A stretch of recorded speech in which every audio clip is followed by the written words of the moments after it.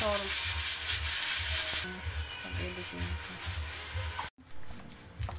Dahon ng laurel.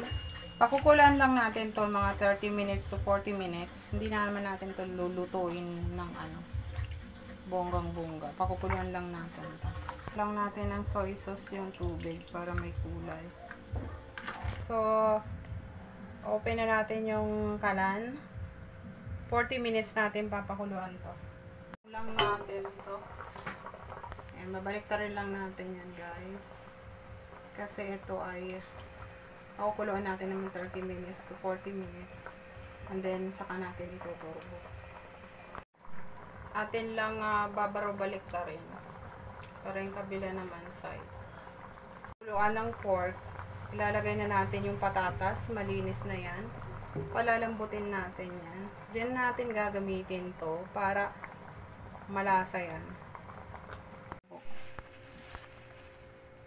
1 teaspoon na oyster sauce. Spread lang natin with love. Yan.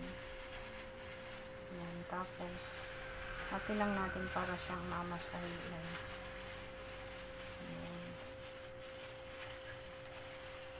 Tayo ng seasoning, liquid seasoning para maganda yung kulay niya pag tinorbo natin.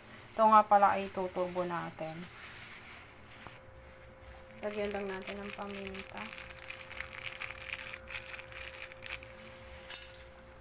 Ibuhusan lang natin ng seasonings, guys. Tapos isasalang na natin sa turbo. So, ituturbo natin yung ating pork ng 1 oras. Ready to serve na ito. Crispy, guys. Nakita nyo, guys. Crispy siya. Tinurbo natin. So, ito na yung ating pork. Turbo. See? Crispy yan.